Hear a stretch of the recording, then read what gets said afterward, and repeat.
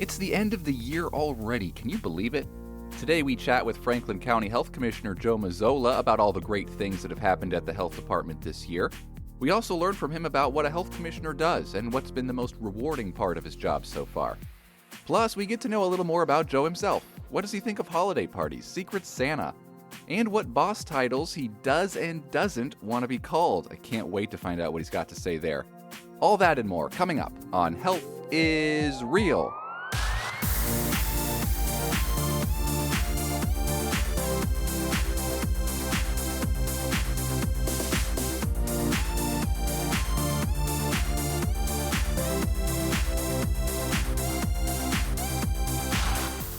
Come on in, stay a while. Andrew Stinson here alongside Angela Taw and Zach Watson. The name of the podcast is Health is Real from Franklin County Public Health. Coming to you from Memorial Hall here in downtown Columbus. Angela, how's it going today? Good, just another day in paradise. Another day in paradise. Zach Watson, how are you doing today? Doing just fine. Happy to be here. Awesome. And we're really excited to have our guest here today, Joe Mazzola. He's the health commissioner here at Franklin County Public Health. How's it going today, Joe? Great. I'm doing great. It's great to be with you guys. Well, yeah, Joe, we appreciate you taking time out of your very busy schedule to be here. We know you've got a lot of important things to do, so it means a lot that you're doing the podcast with us. And I really appreciate you. Before we started recording, everyone, Joe had agreed that we could ask him the really tough stuff, hard hitting. He said anything's on the table. So with that being said, I've got a tough question for you right off the bat. What's your favorite color? Officially, my favorite color is blue. When I was a kid, that was my answer for the longest time. And then, so now that I have two children, that has been kind of a very common question that we've had in our household for the last 15 years. And now I wouldn't say blue is still my favorite color, but that's the official answer. I'm dialing the news media right now. And this week is probably not the week to be saying that, but yes. I mean, I'm just going to be honest with you, Zach. That's the answer. Well, now that we have the hard-hitting question out of the way, I'm glad we got that out of the way. So, Joe, Health Commissioner, Franklin County Public Health, tell us a little bit about what a health commissioner does. An easy question, right? An easy question, and I'm sure we could probably talk for the next half an hour about it. Mm-hmm.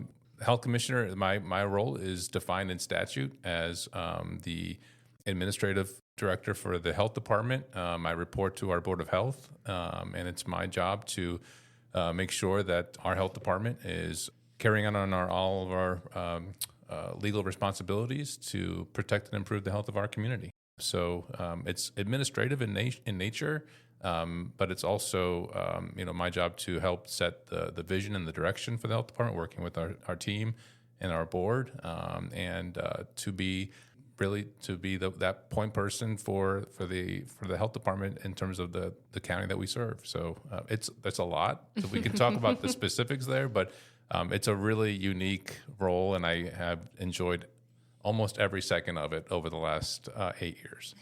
Not every second, but almost every second. So, Joe, how did you become health commissioner? What was your journey to this role? So I don't think that I have the traditional story in terms of becoming a health commissioner. No way if you would have asked me that, if you want to be a health commissioner when you grow up, I would have said, I don't know what that is, and I probably don't want to do that.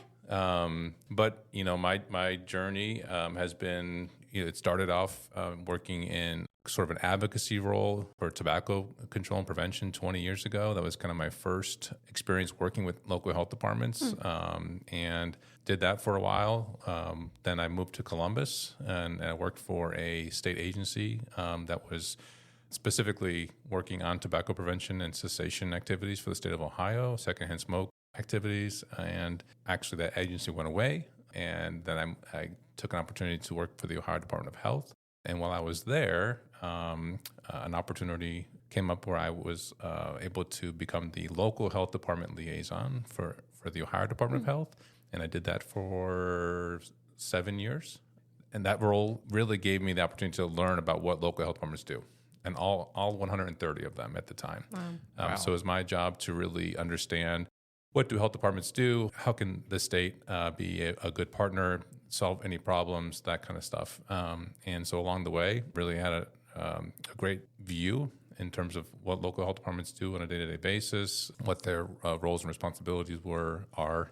And again, an opportunity came up to come here to Franklin County Public Health. And the last part of the story is, I get here in November 2015, just learning my role at the time. And then our health commissioner at the time, Susan Tilgner, who has been a great colleague of mine for a long time, announced her retirement. And I said, well, maybe I'll apply for that. And sure enough, that's how it worked out. And so it's not been, I haven't worked in local health departments for, 20 or 30 years. But I have always in my career have had a chance to interact with health departments in different capacities. And I say, Franklin County Public Health, we are, in my view, I of course biased, but I think we are the fifth or the sixth largest health department in the state of Ohio by staff and for a budget and the jurisdiction size. And really, we have this incredible expertise and capacity and capabilities, but yet we all know each other still, and I think that's really a great place to be. So that's my journey and how I got here, and really grateful to be here. Yeah. Yeah, it's really interesting, your background and coming from state and then moving to sort of, the local side of things. I think it's just really cool, which leads us to what's sort of been the most rewarding part of being health commissioner to you? I don't know if I can really answer that other than the business that we're in. We're in the business of creating the environments to provide the most opportunities for our residents to live the healthiest life. And that's a pretty awesome responsibility. And the most rewarding part is that I get to play a small role in that. I get to be a part of a team that comes and shows up to work every day and says, how can we continue to find those opportunities? As you all know, our North Star is equity and making sure that we're staying focused on how can we afford as many opportunities and the right opportunities for our residents to have that optimal health. We do that in lots of different ways, but the most rewarding part is that when I moved from the state to the local, you can see the work. You can see the impact. You can see the things that we do on a day-to-day basis. You can see something has changed either at the community level or an individual level, and that's the most rewarding part, is that you can see the work and the impact that the work has. And I have really, I've seen that in lots of different circumstances, and that's one of the reasons that I'm such a strong supporter of the work that we do, and I've really have appreciated more and more that at the local level, that's where public health really, that's where we can make the most impact. So it's been great. Yeah, and you said you've been here 8 years, is that right? Well, actually, I've been here 9. Oh, really? Okay. I've been in this role almost 8. Okay. So I got here in November 2015, and then I was appointed health commissioner in January of 2017. Okay, does that math work? Yeah. I'm pretty sure. I don't math, so. That'll be 8 years in January. Yeah. We will say the math works. Yeah. We won't check your work there. So I guess just wondering, how have things changed from when you first started to today? What have you noticed the most about what's changed? So when I got here in November 2015, I was employee 80 or 81. Fast forward 9 years, I think we are at, if you include the open positions, and if anyone's looking for a role in local public health, please go to myfcph.org, and there are career opportunities. I love it. There we go. But I think we're at maybe we'll just ballpark at 160. And so, It's double, right? It basically doubled. We've doubled the number of employees here, and we've doubled our budget. And a lot of that has been because of the success of us looking at grant opportunities with the state and with our federal partners. And, I just give so much credit to this team who have really looked and say, you know what, we need more resources for a growing community. We have to continue to meet those expectations and those responsibilities. And so we need to, how can we do that? And so we do that obviously by finding more funding opportunity, but we also look for more partnership opportunities as well. And that has also changed, is the collaboration that and the partnerships that we have built over the last, I can only speak for my time here, But that's been something that's always been very, very important for. And you talk to folks who have been here longer than I have. It's about how can we collaborate? How do we engage with our partners? And that's been something that I've been really excited to see, is that continues to grow. And so certainly we always are looking for the best ways. How can we improve as a health department? We've been now accredited twice. So our initial national accreditation was in 2016. Because of the pandemic, that 5-year cycle got postponed. And as you know, we just got reaccredited earlier this year. So that was a really nice accomplishment. And that tells our community that we're focused on continuing to improve as a health department. That's an assurance to our community that we meet all the expectations of what public health needs to do and should be doing. Those are just a couple other things that certainly not just have changed, but we've remained really focused on as well. So why don't we zoom into 2024? It's getting close to the end of the year, and we do a lot at the health department. There's a lot of different things people would probably be surprised that we're involved in. So I wanted to ask you, as health commissioner, and sort of being able to see all of it from a vantage point of what everyone's doing, what would you say you're the most proud of from each division? That's a tough question, because I'm going to answer something and then I'm going to forget something else. It's okay. And then someone's going to say, whatever comes to mind. Whatever comes to mind. Okay, so environmental health. We're one of the very few health departments that have a dedicated program around sustainability. That program continues to do amazing work. And so I would say, just kind of calling that out. We talk about things like climate change and air quality and recycling and all the work that we do in sustainability. That would be one thing that I would, we think about this year. Though, again, the partnerships that particular program has developed, looking for, resources and how we can serve the community from that perspective. That's been really great. Prevention and wellness. We've had a lot of transition in prevention and wellness this year. But when we talk about our home visiting program, I think that sort of comes top of mind for me. Yeah. When we're able to really literally go to families and work with our families and make sure that they have the resources that they need. Health systems and planning. They do a lot over there. Should I say the eclipse? I mean, the eclipse was pretty. That was a big thing. That was right? a pretty interesting. Obviously, very unique, and our emergency preparedness team did a great job to make sure that we were ready, and we put that team together to be ready for the eclipse. So maybe I'll call that one out. Yeah, I don't know. That's great. And then not just because I'm sitting here for admin, I will say this. I will say the podcast, and I'll tell you why. Because when this idea was presented to me, I think I've told this story to the three of you. I was like, are you sure we want to do that? Are we sure we want to take on something that? Because again, 115 local health departments, I think maybe 4, I would say maybe even 3, have their own podcast. So I was a little nervous about that. I was like, I don't know a lot about podcasts. I've never been on a podcast. I've listened to podcasts, and I'm sure that they're not easy to make and maintain. And I will say this, I have been proven wrong. I love this podcast. I've listened to every episode.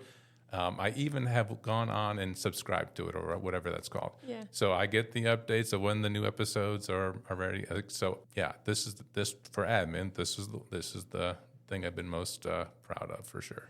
And 2024, we're working. We're already working on our priorities for 2025, and I've asked our team to give us the summary of 2024.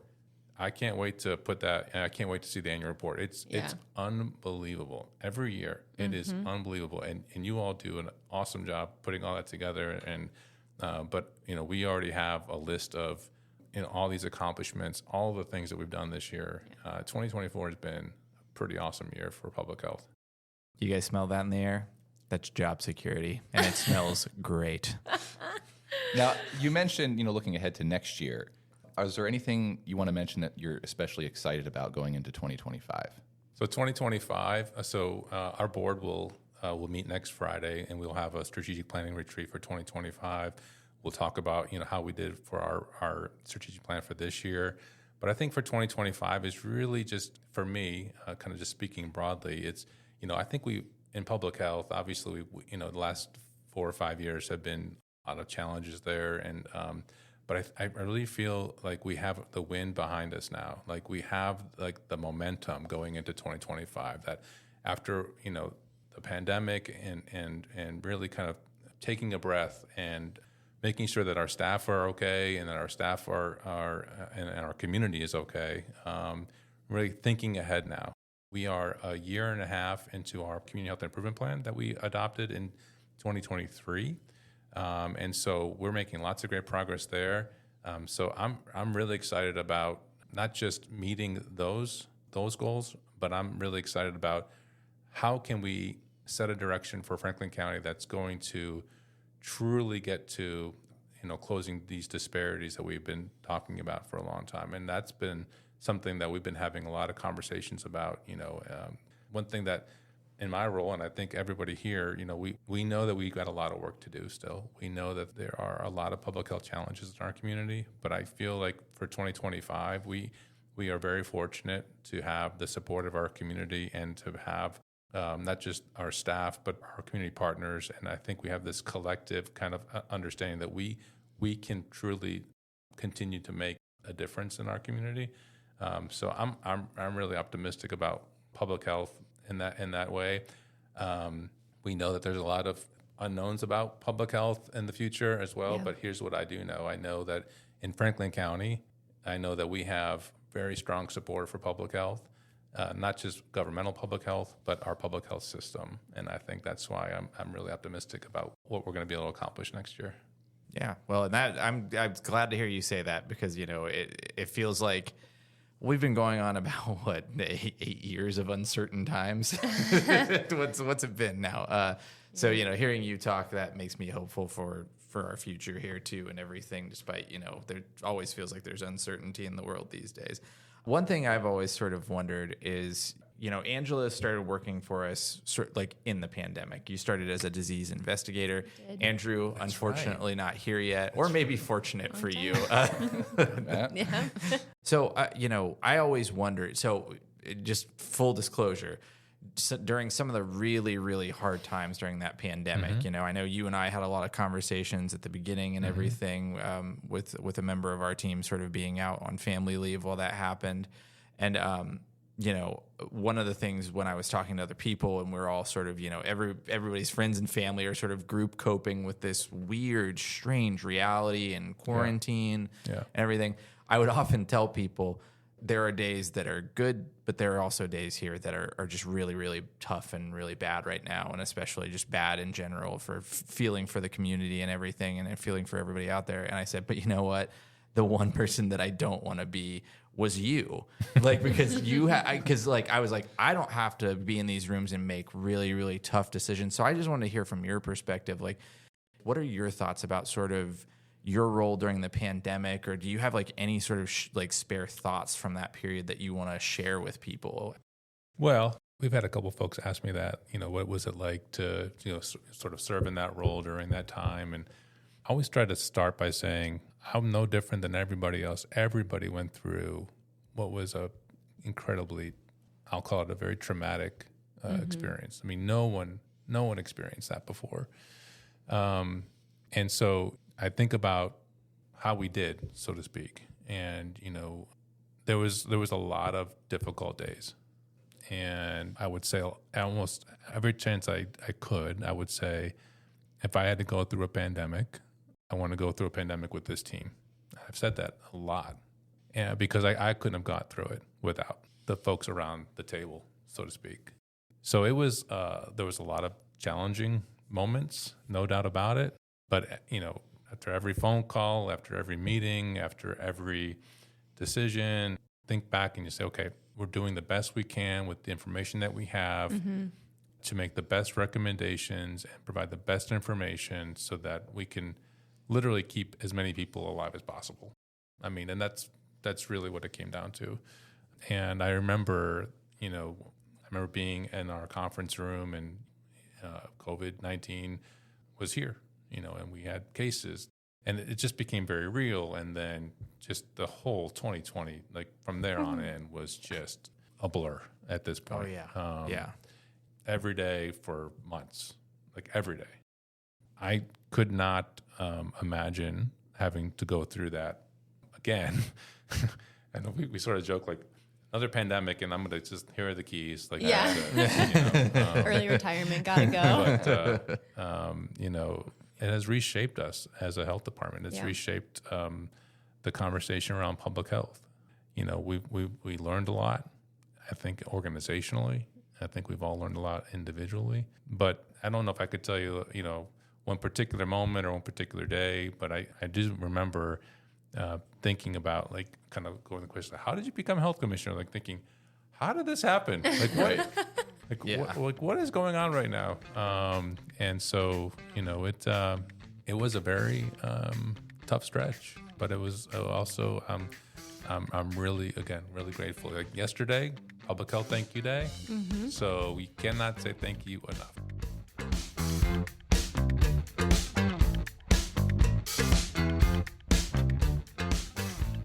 We're hoping that you can indulge us for these next couple of things, and we can, we try to make the podcast a little fun. Working at Franklin County Public Health is fun, so the podcast should also be fun. Absolutely, yeah. So I totally pulled up a list while we were talking because that's professionalism, babies. And I want to. I've got a list of boss sort of nicknames and titles. And I'm going to run through the list, and I want to know with each one if you would be comfortable or not being called that ever as a boss nickname. So all you have to just say is yes, no, thumbs up, thumbs down, whatever you want to do. That's bad radio. You can't do. Yeah, we thumbs up. can't. Well, no, he can up. say thumbs up or thumbs down. Sorry. Okay. Yeah, anything you want to say. All right. So, and the reason how I knew this is actually Merriam-Webster's, and the first option I saw, I was like, okay, this list is going to be great. So, and I've never heard this one before. So first one is top banana. Thumbs down. Cool. All right, cool. Kingpin. Oh my God. Thumbs down. Oh, do you not like Kingpin, Joe? Wonder Also, why. tell what the image is that you're looking at associated with pins. that. Bowling pins. Okay. Okay. The boss. Thumbs down. Really? Okay. I like it. Yeah. So the whole boss concept, I'm still getting used to. Sure. It's I don't walk into the building thinking I'm the boss. I just don't. That's not my personality. That's not kind of how I'm wired. I get it, but so this is sort of a fun game, Zach. In a way, I'm probably going to say thumbs down to all of that. Go ahead. I can't, but I do love watching you consider them for just even a millisecond before being like, no. This next one's really great. Big enchilada. A thumbs down. Yeah, see, this is great. Will we get a thumbs up? We'll Let's see. see. Now, Zach, try to find one that you think is the most likely to be a thumbs up on your list, because I feel like it's going to be a lot of thumbs down. Let me see. I have a little bit of optimism about this one. Top dog. Still thumbs down. Actually, that was the last one. There were some kingfish. There was one big shot. I'm like, no. So that was the full list. Thank you for specifically indulging me on that Zach, one. yes. I like just being called Joe. I think Okay. Fair. So, like I said, we're sort of at the end of the year, holiday season. We've heard some stories about office holiday parties of the past. So, what would you say makes an office holiday party a great party? I mean, like you said, you've been at the state, you've been at the local level. We've had some here. What would you say really brings it all together? Here's There's a story. I'm really not good at planning parties. That's not my gift. I don't have many, and that's not one of them. You're not on the party planning committee? I am not on the party planning committee. I have literally been accused of being the Grinch here at Franklin County Public Health. Oh wow! But that's okay. That's okay. I just it's not kind of what I think about, and I'm not, Right. and I'm just not good at planning that kind of stuff. I do support it. I'm all for it. Want to have a holiday get together? That's great. And we've had the ugly sweater competition. We've done that, and that's fun. I like to go to those. Yeah. I just don't You like don't wanna planning. plan Yes. Yeah. So, were you a part of this ugly Christmas sweater competition last time? I was not, and I think the last time we had it was like 2019. was Yeah, like prior to right before the COVID, yeah. pandemic. Yeah. Yeah. And I did not. I mean, I went to it, but I Yeah. didn't participate. I didn't. I don't. Joe.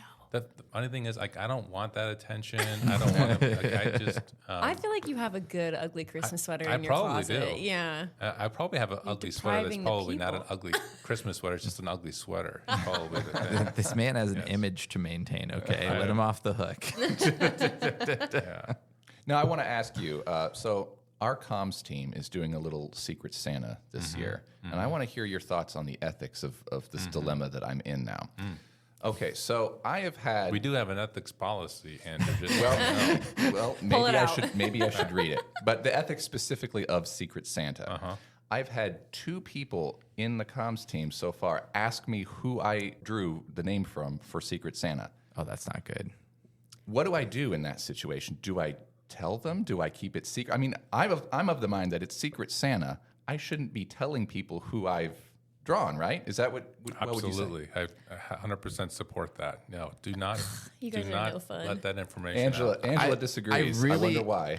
I just hold on. I just want to say something. I'm really so happy that you just had Joe like mandate that. like now you can just use Joe. No. That was Joe's opinion.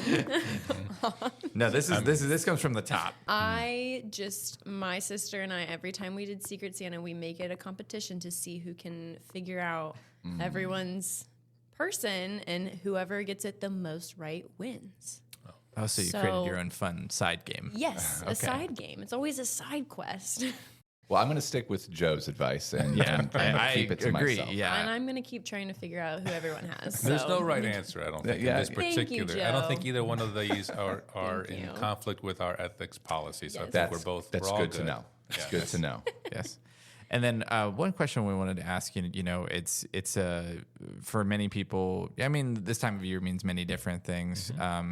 For some people out there, we associate like the holiday season with the holiday blues and feelings of depression. But for many people, also it's a season of happiness and sort of a magical season.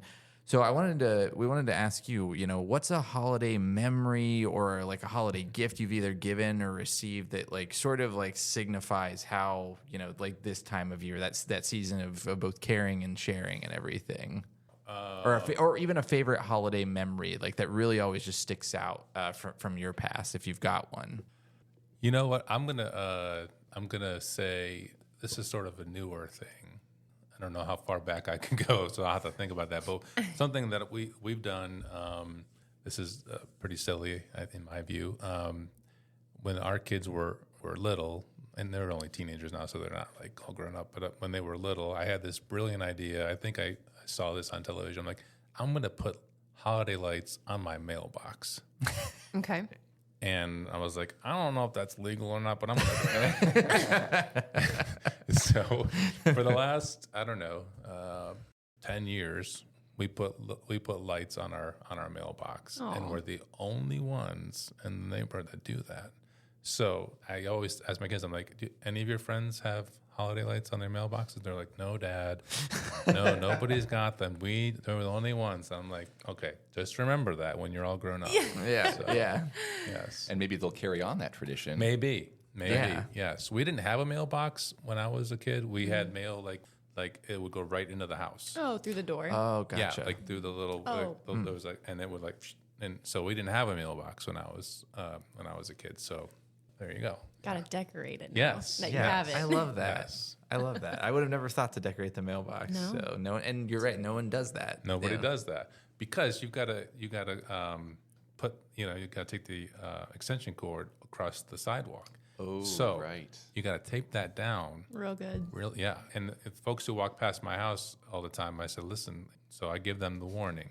Make a little nice. bump Yeah. sign Nice. to put right next to Yes. this. Oh, that's very thoughtful. Because I don't, because folks aren't expecting that. For sure. Yeah. Right. Yeah. But when they see the lights on, of course they know that Yeah. They the figure it extension out. cord's there. That's fun. So I don't know. That's my No, that's answer. really fun. That's a good one. I like that. And you're Okay. you're a Cleveland Browns fan as I well, am a right? Cleveland So Browns am I. fan. So it's a rough Excellent. year on that Excellent. regard. Well, I apologize it's for been a both rough- of you. It's been It's a rough lifetime. lifetime.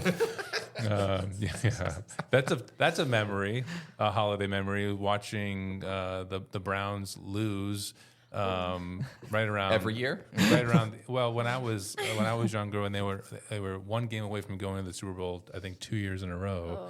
That happened, I think, in January. So those are some core memories for me, Zach, of watching them lose. Sad times. Sad though. Not a times. happy sad time. times. But we cheer for the Browns in our household. We do. So we have a little thing like we win on Saturdays and we lose on Sundays. Yeah, that's right. Because we cheer for the Buckeyes and the Browns, and that's kind of how it goes. Yeah, That's okay. absolutely. Yeah.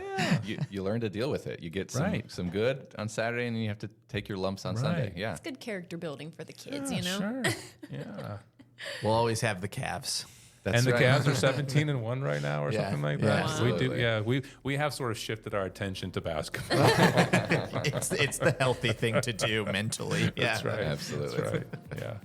Joe Mazzola, he is the health commissioner here at Franklin County Public Health. Joe, thank you so much for coming on our podcast today. Thank you for having me. This has been a lot of fun, and just really appreciate the opportunity to join you today.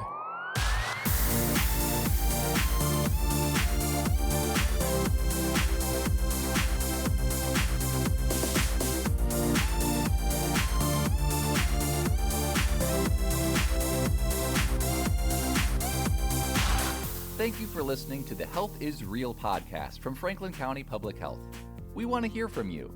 Let us know your thoughts at fcph@franklincountyohio.gov, and be sure to follow us on your favorite social media platforms. And did you know that we offer vaccine clinics and education throughout Franklin County for both children and adults?